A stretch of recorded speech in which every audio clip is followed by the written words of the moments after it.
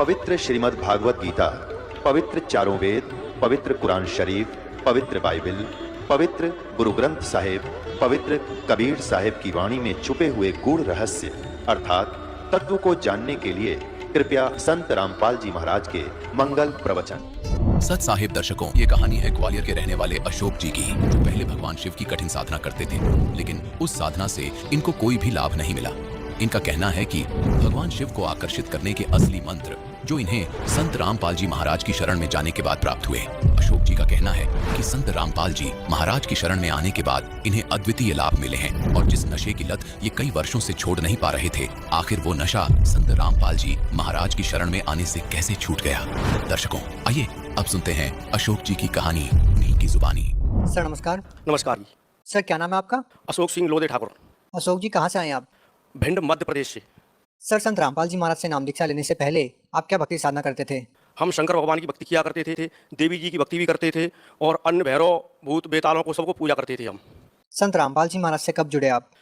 2009 में कबीर प्रकट दिवस पे जुड़े थे हम गुरुदेव जी से, जगतगुरु तत्वदर्शी संत रामपाल जी महाराज से। सर संत रामपाल जी महाराज से नाम दीक्षा लेने से पहले आप क्या भक्ति करते थे? शंकर भगवान की पूजा किया करते थे हम। शंकर भगवान की पूजा करने में हम शंकर भगवान की जो शिवलिंग होता है उस पर दारू चढ़ाया करते थे और स्तोत्र बोला करते थे। जटाटवी गलज्जल प्रभा पावितस्थले गले वलम विलंबिताम भुजंग तुंग मालिकाम डमट डमट डमन निनाद डमरवयम चकार चंड तांडवम तनोतु नय शिवय शिवम जटाकटा स्वम ब्रह्म ब्रह्मण्य लिंब निर्झरी विलोल वीच वल्लरी विराजमान मूर्धन दगद दगद दगद ज्वल लाट पट्ट पावके किशोर चंद्रशेखरे रतिय प्रति क्षणमम धराधरेंद्र नंदिनी कुचाग्र चित्र पत्र का प्रकल्पनय कसल्पनी त्रिलोचने रतिर्मम नवीन मेघ मंडली नृद्ध दुर्धर स्फुर उत्कु निशीत नीतमय प्रबंधवद कंधर निलिंब निर्झरी धर स्तनोत्कृत सिंधुर कला निदान बंधुर श्रियम जगत धुरंधर है प्रफुल्ल नील पंकज प्रपंच कालिम प्रभा वलंब कंठ कंदली रुचिप्रबद्ध कंदरम स्मरच्छिदम पुरच्छिदम अवच्छिदम अखच्छिदम गजच्छिदांत कच्छिदम तमंत कच्छिदम भजे अखर्व सर्व मंगला कला कंदम मंजरी रस प्रभा माधुरी विद्रमणा मधुव्रतम स्मरांतकम पुरांतकम भवांतकम मखांतकम गजांतकांत कांतकम तमंत कांतकम भजे जय त्वद भ्रभ भ्रभ भृंग मस्मस्वज दुर्गमत कर्म स्मृत कराल वाल हविवाट दिमिद मिद मिद मृदंग तुंग मंगला ध्वनि क्रम प्रवर्तित प्रचंड तांडव वैसव प्रसिद्ध चत्र तल्प और भुजंग भक्त कसर जो गरिष्ठ लोष्टोस हृद पक्ष पक्ष हो तृणारविंद चक्षुषो प्रजामहि महेंद्रो संप्रतिका कदा सदा शिवम भजाम्यम कदा निलंब निर्जरी निकुंज कोट रेवसन विमुक्त दुर्मदय सदा श्रय इष्ट मंजलिम वैन विलोल लोल लोचनो ललाम वाल लग्न का श्वेत मंत्र मुच्चरण कदा सुखी भवाम्यम इम नित्यमेव मुक्त मुक्त मुक्त मोक्तमम इष्टवम पठन स्मरण वर्वन रो विशुद्धि मेति संततम हरे गुरु सुभक्ति मासु याति नाम निथागति में मोह नमि देहि नाम संकरस्य चिंतनम पूजावसान समय दशवक्त्र गीतम वै सम पूजन परम प्रदोषे तस्य स्त्राम गजेंद्र युक्तम लक्ष्मी सहस्रमुखी प्रदास संवा। ऐसी साधना हम किया करते थे शंकर भगवान की, और देवी के 108 नाम भी हम कंठस्थ कर रखे थे, और अगला स्तोत्र भी जानते थे, और कुंजका स्तोत्र का भी स्मरण करते थे, और भैरव के मंत्र भी हम बहुत सारे पढ़ा करते थे। इतनी सारी भक्ति करने के बावजूद भी हमको कोई लाभ नहीं मिला जीवन में। और जगतगुरु तत्वदर्शी संत रामपाल जी महाराज की जैसे ही हम शरण में गए तो 15-20 दिन में ही हमको वो लाभ प्राप्त होने लगे जो लाभ सारी किसी को पृथ्वी लोक में हुए हो, वो लाभ हमको प्राप्त होगी। संत रामपाल जी महाराज से नाम दीक्षा क्यों लिया आपने? हम शराब पिया करते थे और हमारे मित्र पहले से जुड़ चुके थे, और शराब में हम चोरी भी कर लेते थे, उल्टे सीधे काम करते थे, नाली में पड़े रहते थे। तो रामपाल जी महाराज के जो अनुयायी थे वो बहुत अच्छे चलने लगे थे, और इतना अच्छा चल रहे थे, उनको देख देख करके। क्या चल रहे थे, क्या करते थे? वो भी शराब वराब पिया करते थे, हमारे साथ में ही उल्टे सीधे काम करा करते थे, बंदूकें चलाया करते थे, और भिंड जिले का ऐसा यहाँ माहौल बना रखा था। तो हमने देखा ये सब सुधर गए, और जगतगुरु तत्वदर्शी संत रामपाल जी महाराज की शरण में जाकर के तो हम भी उनकी शरण क्यों ना ले लें। तो ऐसे ही जो पहले के मित्र थे हमारे गुरुदेव से जुड़ चुके थे, उन्होंने हमसे कहा कि चलिए भाई साहब आप कहाँ पड़े रहते हो, आप सतलोक आश्रम चलिए, और ऐसे गुरुदेव हैं बहुत ही अच्छे हैं जगतगुरु तत्वदर्शी संत रामपाल जी महाराज, उनसे जाकर के आप नाम दीक्षा ले लो, आपका जीवन सफल हो जाएगा। और हम जुआ खेला करते थे, इसलिए एक दिन अचानक ऐसे ही हम जुआ हार गए, मेरी जेब में कोई पैसा नहीं रहा, कोई पैसा नहीं रहा। तो उस भगत ने, वो था पहले वाला मित्र हमारा जो भगत बन चुका था गुरुदेव जी का, उसने ही किराया दिया और हमको जींद स्टेशन पर उतारा ले जा करके, और हमको जगतगुरु तत्वदर्शी संत रामपाल जी महाराज वहाँ गाड़ियाँ खड़ी थी, वो हमको फ्री ले गई। जब हम वहाँ पर पहुँचे तो वहाँ हमने देखा जगतगुरु रामपाल जी महाराज के यहाँ ऐसी व्यवस्था थी, वहाँ हमने बहुत अच्छा भंडारा खाया। तो हम शंकर भगवान की भक्ति किया करते थे, रावण का शिव तांडव भी हमने याद कर रखा था, दुर्गा देवी के 108 नाम भी याद कर रखे थे। जब गुरुदेव जी ने वहाँ पे अपना ज्ञान सुनाया तो हमने कहा ये कौन सा ज्ञान लेके आए हैं, और कबीर को इनने ऊपर कर दिया और हमारे शंकर भगवान को नीचे कर दिया। जब हमने वहाँ पर देखा और समस्त शास्त्रों को अपने घर पर आकर के मिलाया जो गुरुदेव जी कह रहे थे, और वो पुस्तक एक पहले चलती थी भक्ति सौदागर को संदेश, जगतगुरु तत्वदर्शी संत रामपाल जी महाराज की, उस भक्ति सौदागर संदेश में जो लिखा था उसको हमने समस्त शास्त्रों से मिलाया। समस्त शास्त्रों से मिला करके तो हमने कहा वो तेरा वाला परमात्मा आए हुए हैं जगतगुरु तत्वदर्शी संत रामपाल जी महाराज, ये ज्ञान तो कभी किसी ने नहीं दिया, ये ज्ञान दे रहे हैं जगतगुरु। तो इन्हीं की शरण में रहने से हमको बहुत अच्छा लाभ हुआ। और बीड़ी पुड़िया तम्बाकू खाने से सारे हमारे दांत खराब हो गए थे और हृदय में भी दर्द हुआ करता था, क्यों हम सिगरेट पीते थे, गांजा भी पी लेते थे लोगों के साथ में। और जगत गुरु तत्वदर्शी संत रामपाल जी महाराज की बदौलत वो सारे व्यसन हमारे छूट गए और ऐसी भक्ति मिली कि समस्त शास्त्रों का प्रमाण देख करके और हमने जगत गुरु तत्वदर्शी संत रामपाल जी महाराज की भक्ति करी तो भक्ति से बहुत सारे लाभ प्राप्त होने लगे। सर, जैसा कि आपने बताया कि संत रामपाल जी महाराज से नाम दीक्षा लेने के बाद आपको बहुत सारे लाभ होने शुरू हो गए, तो हम आपसे ये जानना चाहेंगे कि संत रामपाल जी महाराज से नाम दीक्षा लेने के बाद आपको क्या क्या लाभ मिले। जगत गुरु तत्वदर्शी संत रामपाल जी महाराज के हमें नाम दीक्षा लेने के बाद हमको क्या क्या लाभ प्राप्त हुए, उनकी हम गणना आपको गिनाएं तो यहाँ बहुत ही कम पड़ जाएगी। प्रथम तो हमको एक बार जब हमको दूसरा नाम परमात्मा ने दे रखा था जगत गुरु तत्वदर्शी संत रामपाल जी महाराज ने, तो एक बार हमको क्या हुआ कि करंट लग गया। मैं घर पे चक्की चलाता हूँ, आटा चक्की, तो आटा चक्की में से हमको जैसे ही करंट लगा, करंट लगने से हम पट्टे में लपट गए और पट्टे में जैसे ही हम उसमें अंदर चले गए तो हमारा ये कान और हमारी ये हड्डी अस्थि पंजर सब हमारे टूट गए। मैंने सब मेरी रोटी भी जो खाना खाया था वो भी मेरा बाहर निकल आया। तो मैंने कहा परमात्मा अब तो हम यहाँ से जाने वाले हैं, परमात्मा अगर आप चाहते हो जन्म मरण से मुक्ति दिलाना चाहते हो तो हमने सतनाम का स्मरण किया, परमात्मा आप हमको यहाँ से पार कर ले चलो, अब तो बस यहाँ जी लिए। हमारा पूरा घर नामदानी हो चुका था। अमृत जल डाला गुरुदेव जी का और जो प्रसाद देते वो खिलाया, तो हमारी अमृत जल डालने से हमारी जो है सांसें लौट आई। तो परमात्मा यहाँ कहते हैं कि वह अपने कोष से, वेदों में प्रमाण है कि वह परमात्मा अपने कोष से अपने भक्त की आयु भी बढ़ा देता है। तो उन्होंने हमारी आयु भी बढ़ा दी और भक्ति बरकरार रखने के लिए हमको जीवन दान दिया परमात्मा ने। अब हम इससे ज्यादा क्या कहें। जगत गुरु तत्वदर्शी संत रामपाल जी महाराज परमात्मा के रूप में आए हुए हैं। सर, और क्या लाभ मिले आपको।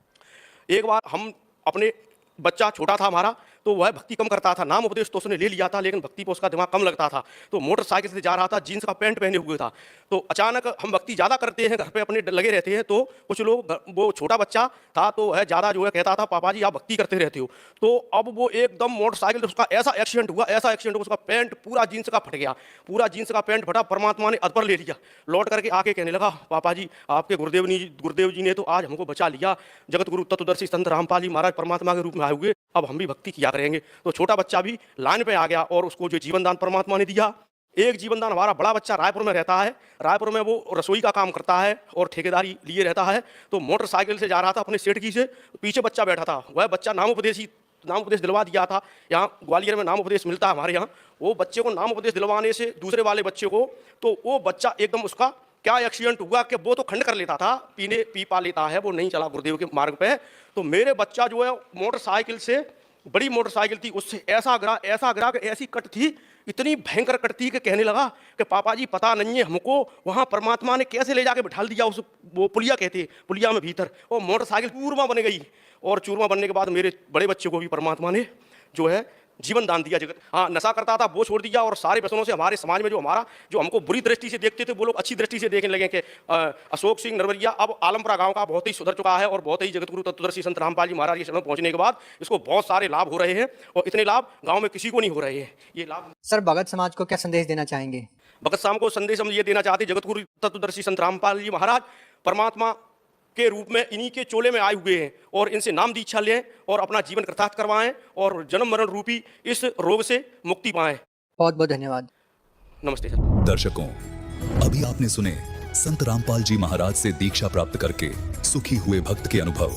अब देखिए जगत गुरु तत्वदर्शी संत रामपाल जी महाराज के मंगल प्रवचन। परम पिता परमात्मा पूर्ण ब्रह्म सारी सृष्टि के रचनहार कबीर परमेश्वर जी, ये हम सभी आत्माओं के जनक हैं, हम सब के पिता हैं।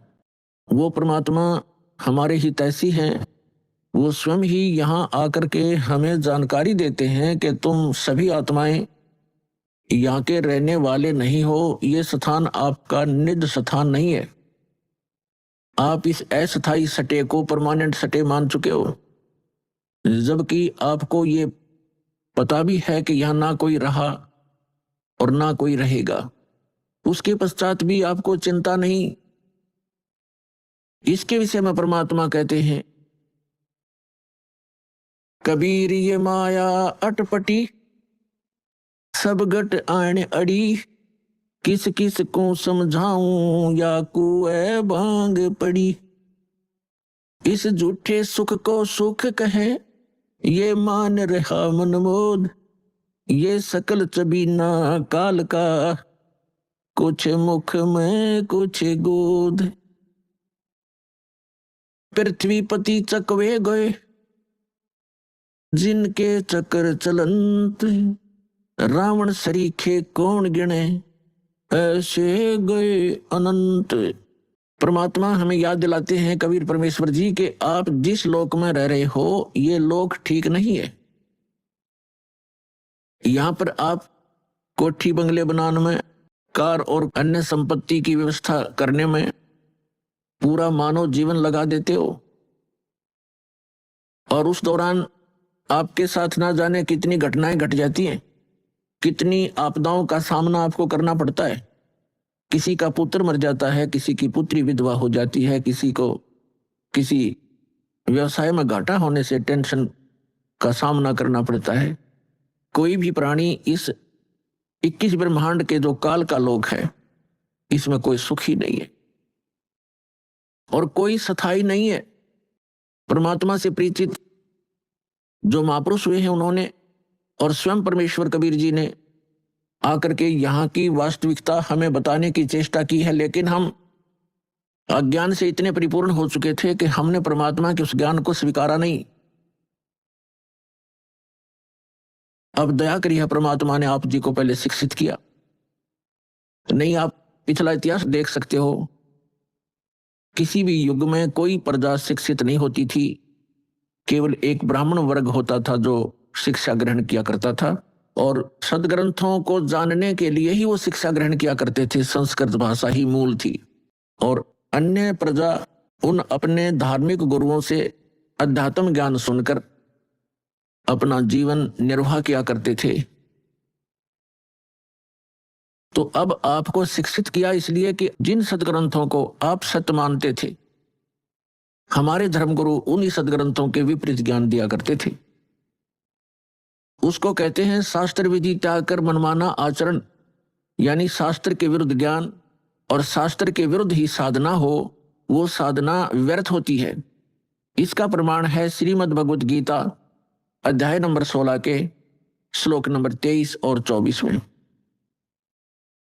23 श्लोक में कहा है कि अर्जुन, जो शास्त्र विधि को त्याग कर मनमाना आचरण करते हैं, अर्थात जो सदग्रंथों में वर्णित ज्ञान और उसका समाधान साधना उसको ना करके अपने मनमुखी मंत्र, मनमुखी आरतियां करते हैं, जैसे ओम जय जगदीश हरे, स्वामी जय जगदीश हरे, जय गणेश देवा, ये इस तरह की जो आरतियां हैं ये हमारे सदग्रंथों में नहीं है। सदग्रंथों की पहचान भी आपको बताएंगे, सदग्रंथ कौन कौन से हैं, और बहुत बार पहले भी आपको सदग्रंथों की जानकारी दी है कि मूल सदग्रंथ कौन कौन से हैं जो गॉड गिवन है, और जो ऋषि मुनियों के बनाए ग्रंथ हैं वो कौन कौन से, वो पुराण हैं, उपनिषद हैं, और गॉड गिवन कौन से सदग्रंथ हैं, जो चारों पवित्र वेद, पवित्र श्रीमद् भगवत गीता और पवित्र सूक्ष्म वेद, जो complete God given complete spiritual knowledge है, पूर्ण परमात्मा के द्वारा दिया हुआ संपूर्ण अध्यात्म ज्ञान है, वो सूक्ष्म वेद है। उस सूक्ष्म वेद को हमारे धर्मगुरु समझ नहीं सके, इस दास पर दया करिए उस सूक्ष्म वेद को समझने और समझाने की। तो जो सदग्रंथों के विपरीत साधना करते हैं वो शास्त्र विधि को त्याग कर मनमाना आचरण है। सदग्रंथ आपको बताई दिया, सूक्ष्म वेद, पवित्र चारों वेद, पवित्र श्रीमद् भगवत गीता। इसके अतिरिक्त जो सदग्रंथ हैं वो किसी ऋषि मुनि के दिए हुए ग्रंथ हैं। यदि वो वेदों से मेल खाते हैं वो ज्ञान तो सही है, उसके अतिरिक्त जो ज्ञान उनके अंदर है वो उनका अपना है, वो यथार्थ ज्ञान नहीं है। तो यहां गीता अध्याय नंबर 16 श्लोक 23 में कहा कि शास्त्र विधि को त्याग कर जो मनमाना आचरण करते हैं, मनमानी साधनाएं करते हैं, उनको न तो कोई सुख होता है, न कोई उनको सिद्धि प्राप्त होती है, और न ही उनकी गति होती है, अर्थात व्यर्थ, यूजलेस। तो क्या फायदा ऐसे डले ढोण का जिससे कोई लाभ ही नहीं होना हो। तो इसलिए श्रीमद् भगवत गीता अध्याय 16 के 24वें श्लोक में तुरंत कहा है, इससे तेरे लिए अर्जुन कर्तव्य और अकर्तव्य की व्यवस्था में सदग्रंथ ही प्रमाण है। यानी सदग्रंथों को आधार मानकर जो संत साधना बताता हो उसी को स्वीकार कीजिए, अन्य शास्त्र विरुद्ध साधना बताने वालों को तुरंत त्याग दीजिए। वो अपना भी जीवन नष्ट कर रहे हैं और श्रद्धालुओं को भी मिसगाइड कर रहे हैं। तो जिन महापुरुषों को परमात्मा मिले, क्योंकि परमात्मा के गुणों में वेद प्रमाणित करते हैं कि वो परमेश्वर स्वयं अपने निज स्थान से चल कर आता है। परमात्मा परमेश्वर ऊपर के लोक में रहता है, सतलोक में, और वहां से चलकर आते हैं सहशरीर, यहाँ अन्य रूप धारण कर लेते हैं और अच्छी आत्माओं को मिलते हैं जो दृढ़ भक्त होते हैं, उनको उपदेश देते हैं, यथार्थ ज्ञान समझाते हैं और फिर अपने से परिचित कराते हैं। सतलोक अपने निज स्थान ले जाकर उनको वापस छोड़ते हैं और वो परमात्मा 3 सतिथि में हमारी केयर टेक करते हैं, हमारी देखभाल करते हैं। एक रूप में वो स्वयं रहते हैं सतलोक के अंदर, वहां भी नर आकार हैं और यहां आते हैं तो भी परमात्मा नर आकार ही होते हैं। तो सतलोक में जो परमात्मा के शरीर की स्थिति है वो मनुष्य दृश्य है, मनुष्यवत है। उनके शरीर का जो तेज है, नूर है। एक रोमकूप में, एक रोम कहते हैं बाल को, एक रोम में करोड़ सूर्य करोड़ चंद्रमा, इन दोनों की मिलीजुली रोशनी हो, उनका जो तेज हो, परमात्मा की एक बाल की इतनी रोशनी है, तो फिर शेष बॉडी की कितनी होगी, अंडरस्टूड है। ये तो वहां परमात्मा एक रूप में ऐसे रोल करते हैं, ओवरऑल कंट्रोलर और ओवरऑल क्रिएटर के रूप में वहां विराजमान है। वो परमात्मा जो बनारस में, काशी में धानक रूप में, जुलाहा रूप में यहां रहे थे अभी कलयुग में, सन 1398 से और सन 1518 तक 120 वर्ष रहे थे। वही परमात्मा उस असंख्य ब्रह्मांड के कंट्रोलर के सिंहासन पर विराजमान है, उस तख्त पर विराजमान है। उसके विषय में आंखों देखा उन महापुरुषों ने बताया है, जिनको परमात्मा मिले और सचखंड लेकर गए, फिर वापस छोड़ा। आदरणीय गरीबदास साहिब जी उनमें से एक महापुरुष हैं। उन्होंने कहा कि अनंत कोट ब्रह्मांड का एक रति नहीं भार और सतगुरु पुरुष कबीर हैं ये कुल के सिरजनहार। हम सुल्तानी नानक तारे दादू को उपदेश दिया, जात जुलाहा भेद नहीं पाया, वो काशी माहे कबीर हुआ। ये काशी में जुलाहा रूप में जो रहे थे परमात्मा, ये असंख्य ब्रह्मांड के स्वामी हैं। हम इनको पहचान नहीं सके क्योंकि हमने परमात्मा की परिभाषा ही गलत सुन रखी है। कोई निराकार बताता है, कोई साकार कहता है, तो श्री राम और कृष्ण, विष्णु और शंकर भगवान तक हमारी बुद्धि सीमित कर रखी थी। इसलिए हम लाल को पहचान नहीं सके। हम 10 के नोट की भी कदर जानते हैं, हम 100, 500 और 1000 के नोट को भी खूब पहचानते हैं, लेकिन हम लाल से परिचित नहीं है। आज भी परिचित नहीं है। यदि यहाँ कोई लाल डाल दिया जाए, आप उनको छोड़कर चले जाओगे और 1000 का नोट पड़ा हो तुरंत उठाओगे। चाहे किसी का ये भी कहो कि भी किसका है देखिएगा, किसी का हो तो ले लीजिए, आपको उसकी कदर है, लाल का पता नहीं। तो ये लाल है परमपिता परमात्मा कबीर जी, जो सारी सृष्टि के रचनहार और सतपुरुष कहलाते हैं, जिसको गीता अध्याय नंबर 8 के श्लोक नंबर 3 में परम अक्षर ब्रह्म कहा है। और ये अन्य जितने भी देव हैं, कोई 1000 का नोट है, कोई 500 का, कोई 10 और 20 और 50, 100 का, तो इनको तो आप अच्छी तरह ग्रहण कर लेते हो। लेकिन एक लाल आपको मिल जाए तो इन 1000 के नोटा की गिनती अनार आपके पास कितने हो जाएंगे, उसी से मिल जाएंगे वो। तो इस प्रकार परमात्मा कबीर जी वो लाल हैं जिनको हम पहचान नहीं सके, क्योंकि वो हमारे व्यवहार में नहीं थे। और हम पहचान नहीं सके तो अपनी पहचान कराने के लिए परमात्मा स्वयं आए और अच्छी आत्माओं को मिले, जो दृढ़ भक्त पुण्य आत्माएं थी। आप देख सकते हो जिन महापुरुषों को परमात्मा मिले उस समय, आज से 200 वर्ष पहले, 250 वर्ष पहले गरीबदास जी आए थे सन 1717 में, और संवत 1774 में उनका आविर्भाव हुआ था, जन्म हुआ था। और 300 वर्ष पहले उनको परमात्मा मिले। पहले वो हमारे जैसे पुजारी थे, श्री राम, श्री कृष्ण, विष्णु और शंकर भगवान, माता मसानियों के। और जब उन्होंने परमात्मा को देखा, सतलोक देखा, जहां हम रहा करते वो स्थान देखे और वहां की जो सुख देखे, फिर आकर उनको वापस छोड़ा, तो फिर वो इतने दृढ़ हो गए, पूरा समाज एक तरफ। तो ऐसे दृढ़ भक्तों को परमात्मा मिलते हैं और जिस कारण से वो अपनी स्थिति को, अपनी पहचान को अपने बच्चों तक करवाते हैं। अभी तक जो सत्संग दास ने किया है, इसका उद्देश्य ये है कि श्रीमद् भगवत गीता में जो प्रमाण है, ये गॉड गिवन स्पिरिचुअल नॉलेज है। श्रीमद् भगवत गीता अर्थात ये वेदों का सारांश है। और 4 वेद कबीर भगवान ने दिए थे इस ज्योत निरंजन ब्रह्म सरपुरुष इस काल के अंतःकरण में फीड कर दिए थे, ईमेल कर दी थी, फैक्स कर दिया था। और जब इसने डाउनलोड करके देखा, कंप्लीट स्पिरिचुअल नॉलेज भेजा था परमात्मा ने इस ज्योत स्वरूपी निरंजन के अंतःकरण में। इसने जब वो डाउनलोड किया, यानी अंदर से बाहर निकाला अपने अंतःकरण से, तो बाहर उन्हें पढ़कर देखा उस कंप्लीट स्पिरिचुअल नॉलेज का, संपूर्ण अध्यात्म ज्ञान का वो पार्ट, वो भाग इसने नष्ट कर दिया जिसमें उस परम पिता की जानकारी थी और इससे उत्तम लोक की जानकारी थी, वहां जाने की विधि थी, उसको पाने की विधि थी। ये नहीं चाहता कि यहाँ के प्राणियों को जो इसके अंतर्गत है 21 ब्रह्मांड में, इनको ये जानकारी हो कि कोई और सुख स्थान है और जहां जाने के बाद ना वृद्ध अवस्था होती है, ना वहां मृत्यु होती है, ना कोई रोग सताता है, ना किसी चीज का अभाव है। सब सुख पदार्थ आपको वहां बगैर किए ही प्राप्त होंगे। और पुण्यात्मा, हमारी यहाँ चेष्टा प्रत्येक प्राणी की ये है कि हम काम ना करें, हम मेहनत परिश्रम कम करें और सुविधाएं सारी हों। इसलिए हम अपने बच्चों को पढ़ाते हैं, स्वयं भी पढ़ा करते थे कि हम बड़े अधिकारी बने और हम काम कुछ ना करें, घंटी बजाएं, नौकर आए और जो वस्तु चाहे वो खाएं, ऐसी तनख्वाह हो, कार हो, कोठी हो और सुविधाएं सारी हो। तो ये यहाँ नहीं हो सकती। यहाँ तो चाहे राष्ट्रपति बन जाए, उसने भी दिन में बहुत सी मीटिंग अटेंड करनी पड़ेंगी, नहीं तो उसको जीने नहीं दे पब्लिक, उसकी व्यवस्था है।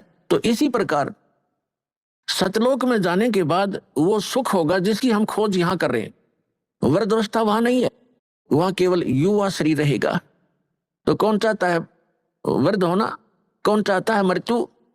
लेकिन यहाँ इसका कोई विकल्प नहीं है, यहाँ तो ये कंपलसरी है, ये तो होगा ही होगा। तो इससे बचने के लिए एक साधना है, साधन है, जो परमात्मा ने स्वयं आकर आप बताई और अपनी प्यारी आत्मा उन पर संतों को सतलोक दिखाया और वापस छोड़ा और उनको दृढ़ कराया। तो यहाँ पर जितने भी प्राणी हैं सबकी मृत्यु होती है और हम आजीवन जो संग्रह करते हैं वो हमारे साथ नहीं चलता। हम जिन बच्चों के लिए कोठियां बनाते हैं, धन जोड़ते हैं कि हमारे बच्चे हमारी मृत्यु के बाद वो सुखी होंगे, और वो बच्चे हमारे सामने ही मर जाते हैं। ऐसे बहुत से प्रमाण, ये दुखदायी घटनाएं हम समाचार पत्रों में भी सुनते हैं, टीवी पर भी देखते हैं। एक पूरा परिवार एक सत्संग सुनकर आ रहा था किसी संत का, तो उसमें इतना पक्का याद नहीं दास को कि 12 सदस्य थे पूरे परिवार के या 13 थे। उनमें से एक घर पे था और बाकी 11 या 12 सत्संग सुनने गए हुए थे, सत्संग सुनकर आ रहे थे, दुर्घटनाग्रस्त हो गए। पूरा का पूरा परिवार मारा गया, छोटे पोता पोतियां से लेकर बच्चों तक। एकला वृद्ध रह गया वो, जिसने सारी उम्र ये सोची थी घना धन इकट्ठा कर लूं, मेरे बच्चे सुखी होंगे, हम तो चलो मर जाएंगे, मेरे पोता पोती तो सुखी होंगे। पोता पोती पहले चले गए। तो यहां काल ने आपको धोखे में रखा हुआ। फिर दूसरा कारण यह है कि संत की शरण में सत्संग सुनते हैं प्राणी, तो उनको ऐसी आपदाओं का सामना नहीं करना पड़ता। तो वो संत और सत्संग और उसकी साधना में कोई त्रुटि है जिस कारण से प्रोटेक्शन नहीं होता। और दूसरा कारण ये होता है कि संत भी सही हो, साधना भी ठीक हो, लेकिन अपने में कोई त्रुटि हो, हम नियमों का पालन ना कर रहे हो, उससे क्या होता है, फिर नाम खंडित हो जाता है। उस कारण से भी प्राणी साधक होते हुए हानि उठा लेता है, क्योंकि उसका प्रोटेक्शन समाप्त हो जाता है। जो पावर कनेक्शन उसको मिला हुआ था वो न मिलने से वो पावर वाला काम बंद हो जाता है, उसको सारी सुविधाएं बंद हो जाती हैं। जैसे आपका बिजली का कनेक्शन कट जाता है तो ना पंखा चले, ना एसी चले, ना कूलर काम करे, ना कोई पंप चले, ना कोई हैंड पंप चले, यानी सब सुविधाएं बंद हो जाती। इस प्रकार परम संत हो, साधना शास्त्र अनुकूल हो और साधक मर्यादा में रहे, फिर ये आपदा नहीं आया करती।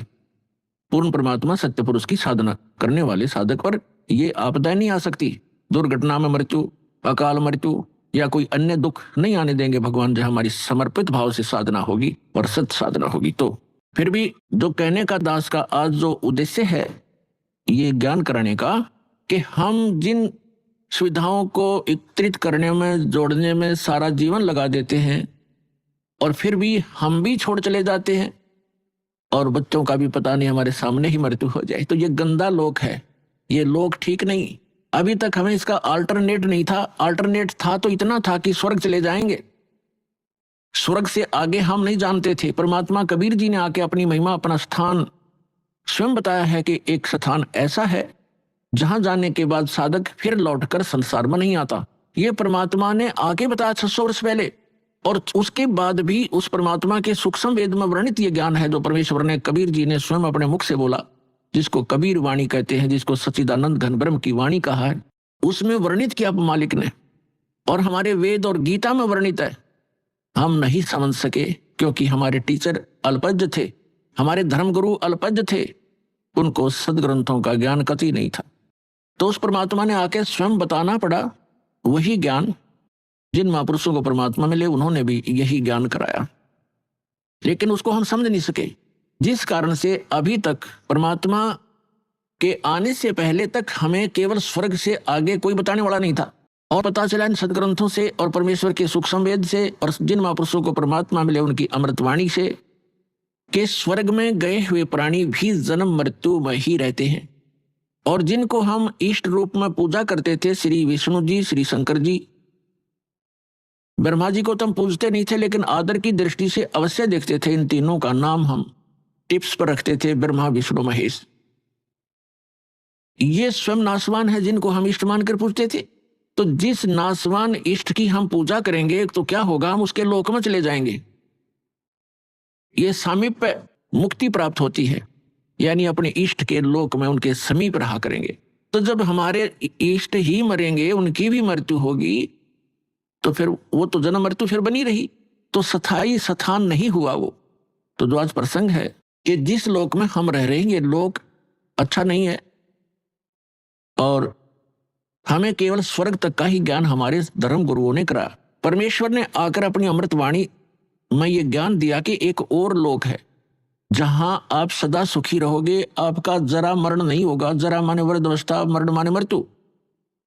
लेकिन वो ज्ञान हमारे गले उतरा नहीं, क्योंकि हम अपने धर्म गुरुओं पर, विशेषकर हिंदू धर्म के में जन्मे हम प्राणी, अपने धर्म गुरुओं पर पूर्ण विश्वास किया करते थे कि ये संस्कृत के मास्टर हैं और सभी सदग्रंथ संस्कृत भाषा में लिपिबद्ध हैं। हमारे को कभी अविश्वास नहीं हुआ, इसलिए हमने परमात्मा के दिए हुए इस ज्ञान पर कभी ध्यान नहीं दिया।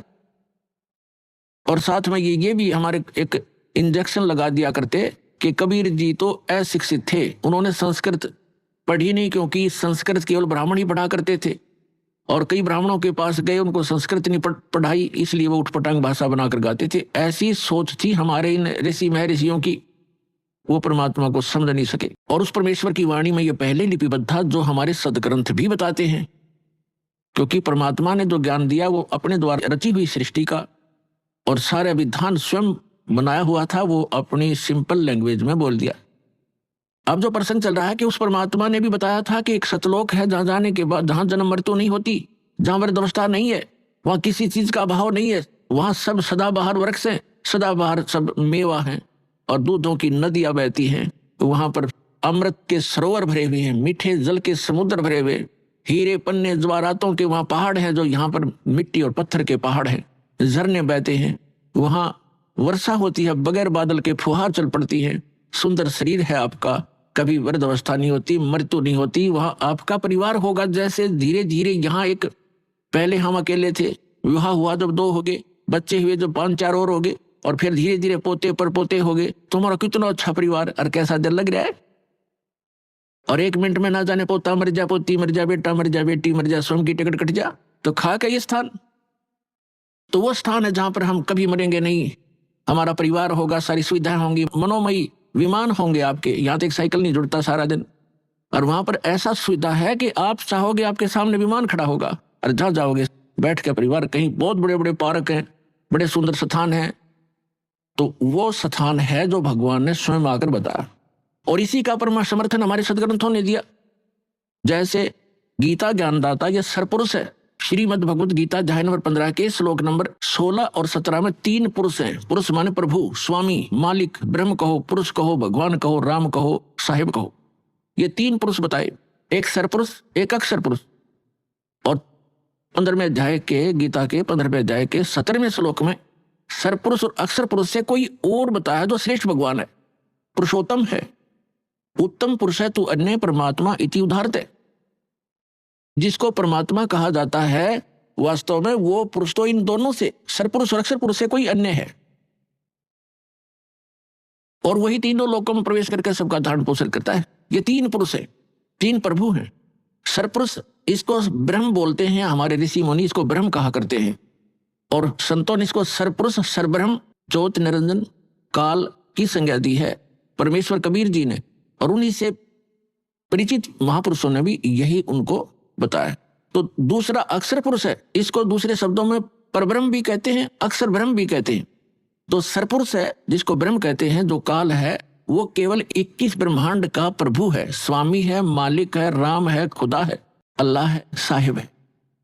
वो कंप्लीट गॉड नहीं है, केवल 21 ब्रह्मांड का स्वामी है। एक ब्रह्मांड के अंदर पृथ्वी लोक, पाताल लोक, स्वर्ग लोक, और नीचे के तल रसातल आदि ये, और ऊपर के जैसे विष्णु जी का लोक, शिव जी का लोक, ब्रह्मा जी का लोक, धर्मराय का लोक, और ऊपर जो ब्रह्मलोक के अंदर डिवीजन है कई, उसमें भी भाग हैं। तो वो सारे मिला के एक ब्रह्मांड में एक ब्रह्मलोक भी है, एक मानसरोवर भी है। तो ये सारा मिला करके एक ब्रह्मांड है। ऐसे ऐसे 21 ब्रह्मांड है सरपुरुष के, काल के, जिसके लोक में हम रह रहे। ये इतना ही प्रभु है, इतना ही स्वामी है। और दूसरा अक्षर पुरुष है। गीता अध्याय नंबर 15 के श्लोक नंबर 16 में 2 पुरुष हैं।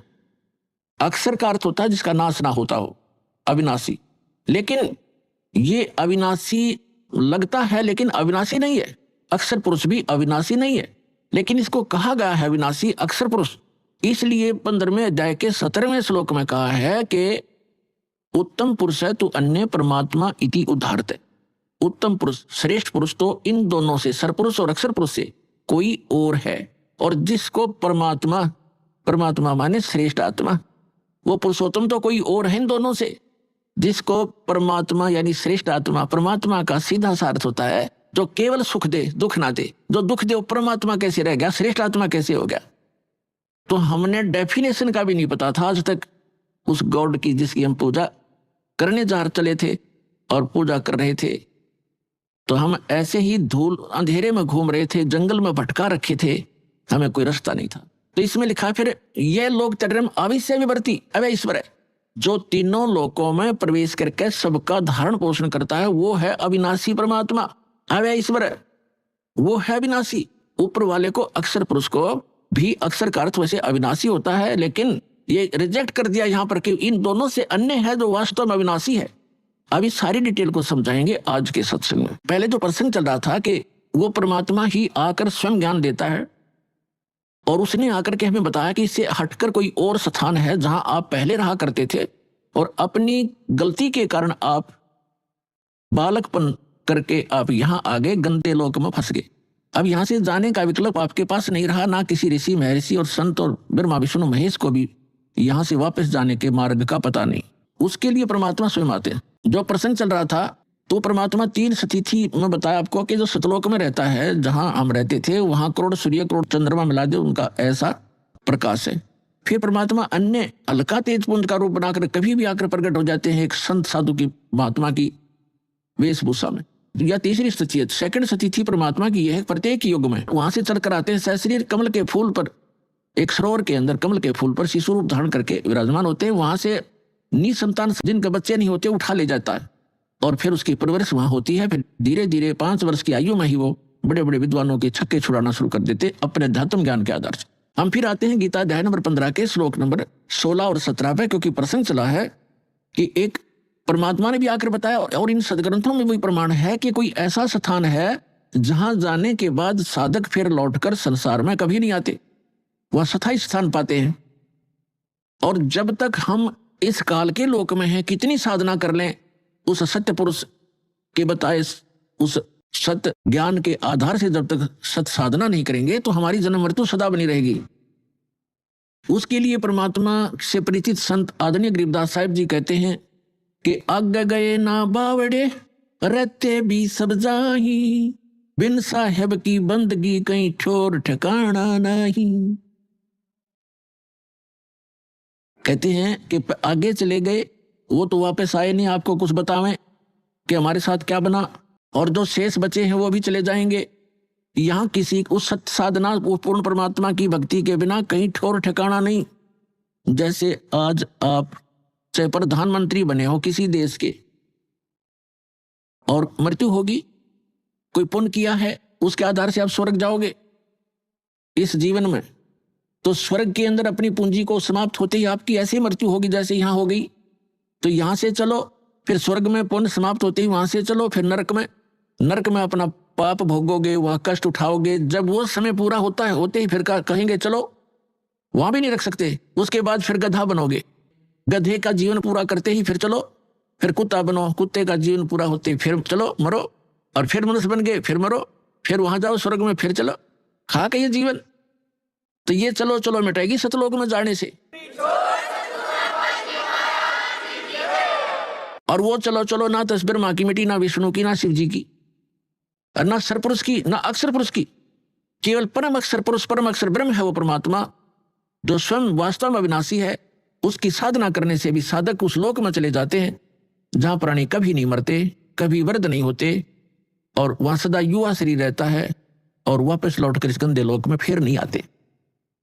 श्रीमद् भगवत गीता अध्याय नंबर 2 के श्लोक नंबर 12 में, अध्याय नंबर 4 के श्लोक नंबर 5 और 9 में, गीता अध्याय नंबर 10 के श्लोक नंबर 2 में, ये गीता ज्ञानदाता अर्थात सरपुरुष कह रहा है। ये गीता का ज्ञान श्री कृष्ण जी में प्रवेश करके ये सरपुरुष बोल रहा है, काल बोल रहा है, जिसका ये स्वयं प्रमाण दे रहा है गीता अध्याय नंबर 11 के श्लोक नंबर 32 में कि अर्जुन मैं काल हूं, और इन सभी लोगों का नाश करने के लिए, सभी योद्धाओं का नाश करने के लिए मैं अब प्रवृत्त हुआ हूं। अब श्री कृष्ण में प्रकट हुआ हूं, मैं बड़ा हूं, इसमें प्रवेश हुआ हूं।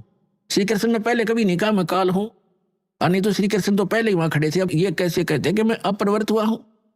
ये दास का सत्संग है, सीडी बना रखी है कि श्रीमद् भगवत गीता का ज्ञान किसने दिया, उससे आप डिटेल जान सकते हो। अब प्रसंग दूसरा है, यहाँ ये विषय अब शटार्ट नहीं करूंगा।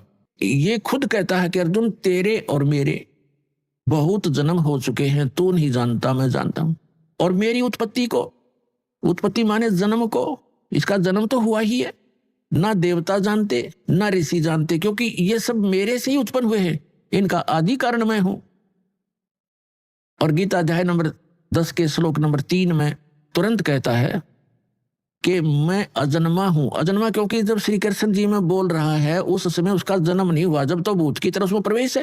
वो ठीक है, मैं अजन्मा हूं, मैं अज हूं। अब मैं जन्म लेकर नहीं आया श्री कृष्ण जी की तरह, मैं तो इसमें वैसे प्रकट होकर बोल रहा हूं। बाकी ये नहीं कि वो अविनाशी है, वो अब पता चलेगा वो कितना उसका समय है, कैसा पीरियड है उसका जीवन का।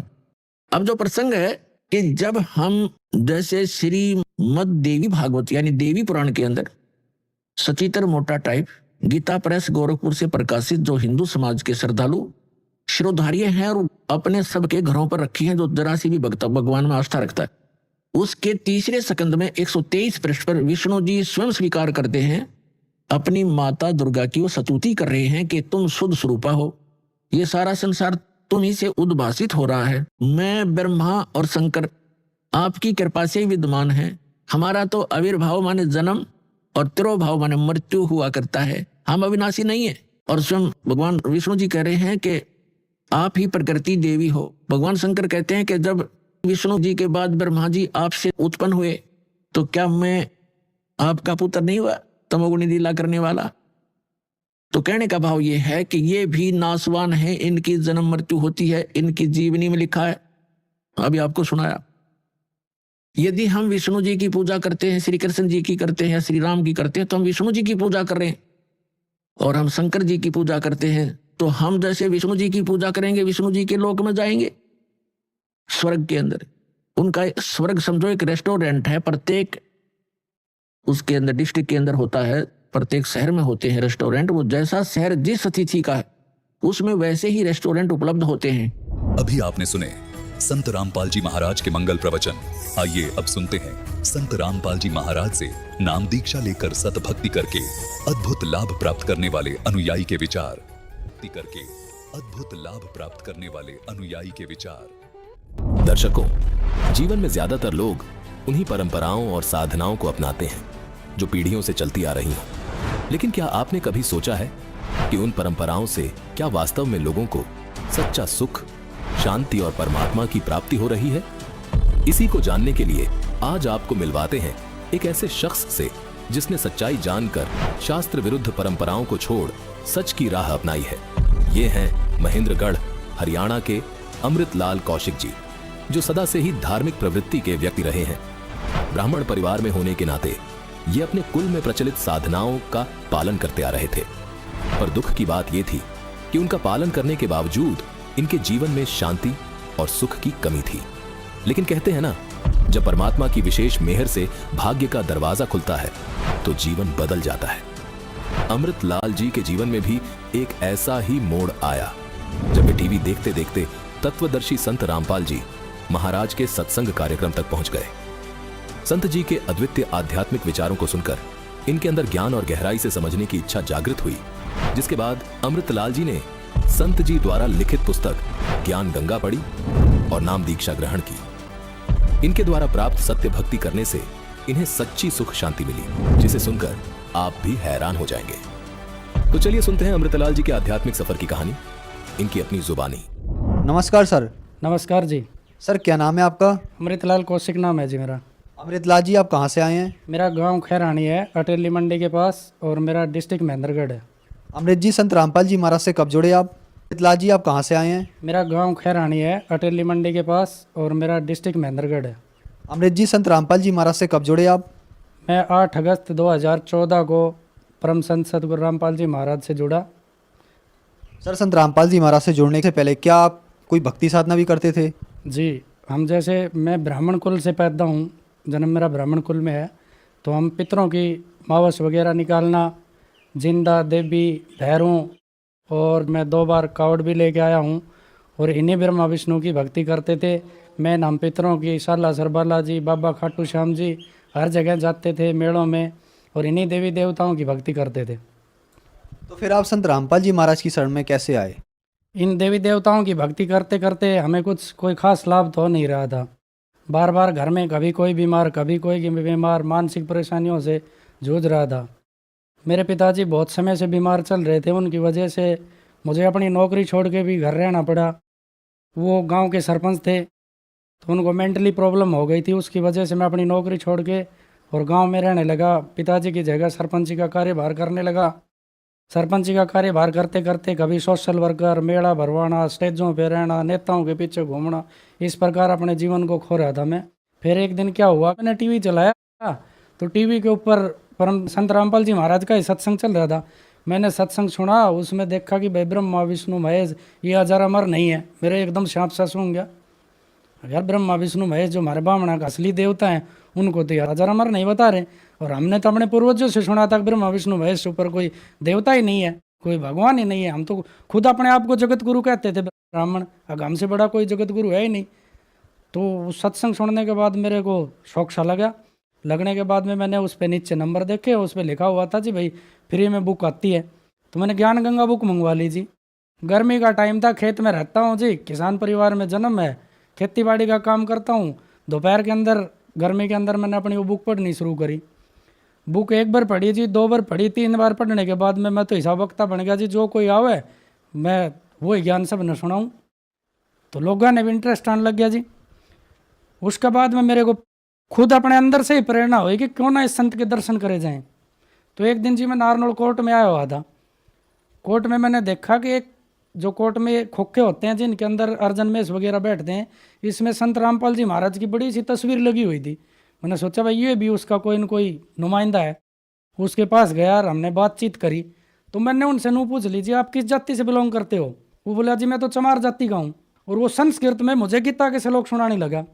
मैंने सोचा गीता तो भाई ब्राह्मणों का ग्रंथ है, हम पढ़ते थे, मुझे जिन ग्रंथों के बारे में ज्ञान नहीं, और ये छोटी जाति का आदमी ग्रंथों के बारे में बता रहा है। तो मैंने कहा जी आप ये फोटो कैसे लगा रखी है? बोले ये हमारे संत हैं, परम संत सतगुरु रामपाल जी महाराज हैं, और हम इनसे जुड़े हुए हैं जी। तो मगा जी हमने भी ले चल सको जो? बोले जी आज ही चलो। मगर नेक की पूछ चलो आज शाम को ही। तो शाम को चले, तो हम महेंद्रगढ़ रेलवे स्टेशन पर शाम को सारे मिल ले और वहाँ से चले गए।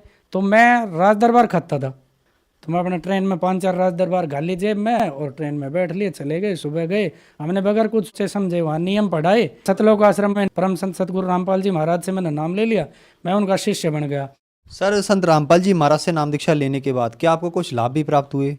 मेरे को मेन लाभ तो ये हुआ कि हम ब्राह्मण होते हुए भी गलत रास्ते की ओर जा रहे थे और गलत भक्ति कर रहे थे। अब हमें शास्त्रों का ज्ञान होना चाहिए था, वो था नहीं। संत रामपाल जी महाराज ने उन शास्त्रों का हमें अध्ययन करवाया, संत रामपाल जी महाराज ऐसे टीचर हैं जो इतने पेचीदा शास्त्रों का सारा निचोड़ निकाल कर हमको समझा दिया। संत रामपाल जी महाराज की दया से मेन सबसे बड़ा लाभ है कि हमारा मोक्ष होगा। बाकी और छोटे मोटे लाभ तो घर में होते ही रहते हैं। परम संत गुरु रामपाल जी महाराज से मैंने नाम ले, मैं उनका शिष्य बन गया। घर आने के बाद में मेरे परिवार के लोगों ने मेरा विरोध शुरू कर दिया। मैंने घर में आते में मावस बंद करवा दी, देवताओं के जाना आना बंद करवा दिया, सब कुछ करा दिया। मेरी माँ ने कही भाई तेरा तो विनाश होगा, छुटवा दिया। मैंने कही भाई अगर मैं गलत रास्ते पे जा रहा हूँ तो पितर अपने ही हैं, आके मुझे बताएंगे अगर भाई तू गलत रास्ते पे। तो पहले क्या करते थे, हमारे को भैंस भूस दूध दाद नहीं देती थी तो पितरों का पैसा उवार के उनके ऊपर से और रख देते, भाई पितरों का प्रसाद बांट दियो। और मैंने नाम लेने के बाद में जी भैंसों का मेन बिजनेस था मेरा। नाम लेने के बाद में जो ना दूध देने वाली भैंस थी वो भी हमारा दूध देने लग गई जी आगे, कोई दिक्कत नहीं। घर में खूब बरकत हो रही है जी, सब कहेंगे मौज मौज से। छोटे छोटे बच्चे हैं मेरे, उन्होंने भी नाम ले लिया, वो भी परमात्मा की भक्ति करते हैं। और मुझे विश्वास है कि वो अपने जीवन में कभी अगर इस मार्ग से डगमग नहीं हुए तो कभी किसी भी कुरीति की तरफ नहीं जाएंगे। और हम अपना जीवन बड़ी ठाठ से गुजर बसर कर रहे हैं और मालिक की भक्ति कर रहे हैं।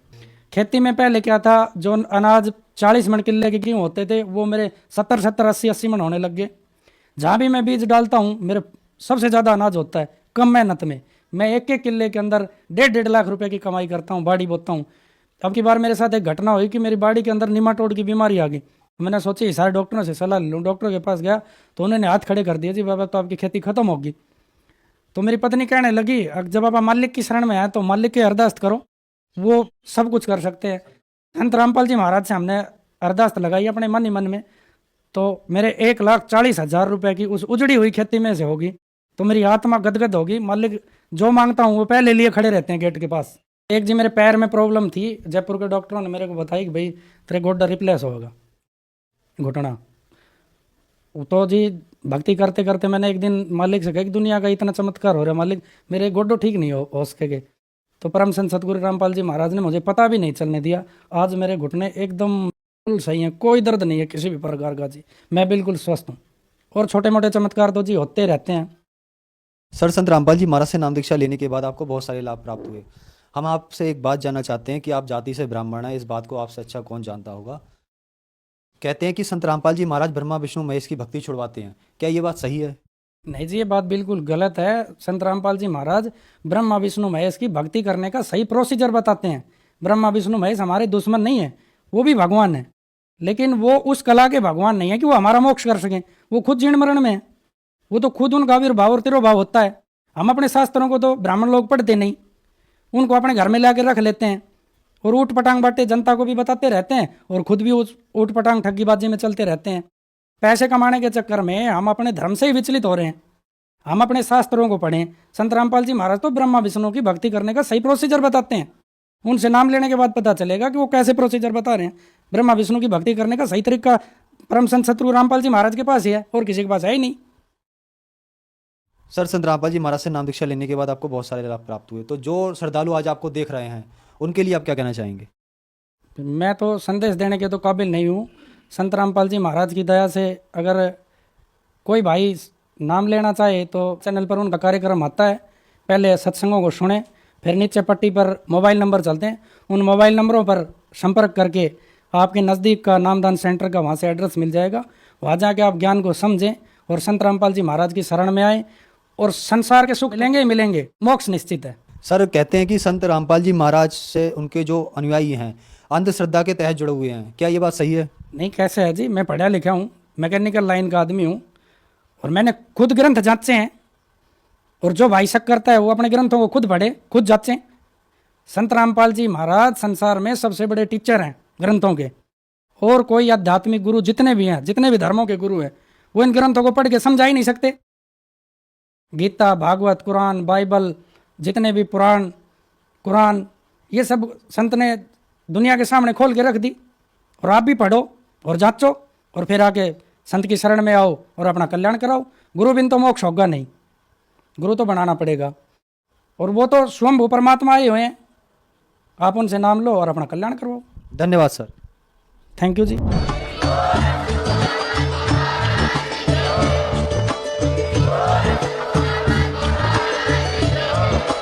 आप सुन रहे थे जगत गुरु तत्वदर्शी संत रामपाल जी महाराज जी के मंगल प्रवचन। अधिक जानकारी के लिए विजिट कीजिए हमारी वेबसाइट www.jagatgururampalji.org।